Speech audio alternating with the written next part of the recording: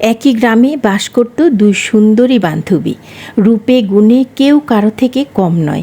এক বান্ধবীর গায়ের রং ছিল লাল টুকটুকে, আরেকজন ছিল সাদা ধবধবে। এক কথায় দুজনই ছিল অপরূপা। হঠাৎই দুজনের মাঝে আড়ি হয়ে গিয়েছিল। আগের মতো আর তাদের দেখা হয় না, কথা হয় না। এভাবে কয়েক মাস কেটে গেল। একদিন লাল সুন্দরী বান্ধবী গরম সহ্য করতে না পেরে বাগানে গেল গায়ে হাওয়া লাগাতে।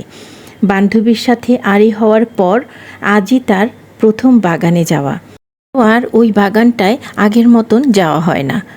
অপরদিকে সাদা সুন্দরী বান্ধবীও বের হলো গায়ে হাওয়া লাগাতে, গেল সেই বাগানে। দুই বান্ধবীর দেখা হয়ে গেল, তাদের আড়ি ভেঙে গেল, তারা আবার এক হয়ে গেল। পাশেই ছিল মরিচাপা।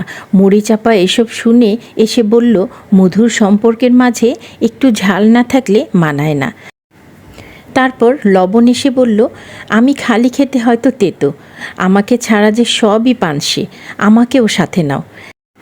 তারপর কাসুন্দি এসে বলল, আমার ঝাঁজটাই শুধু তোমরা দেখো, আমার ঝাঁঝের মধ্যেও অনেক ভালোবাসা আছে, আমাকেও সাথে নাও।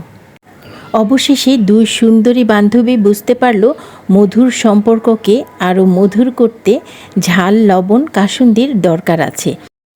তারপর সবাই মিলেমিশে গেল, হয়ে গেল জাম্বুরা ভর্তা। সবাই ভালো থাকবেন।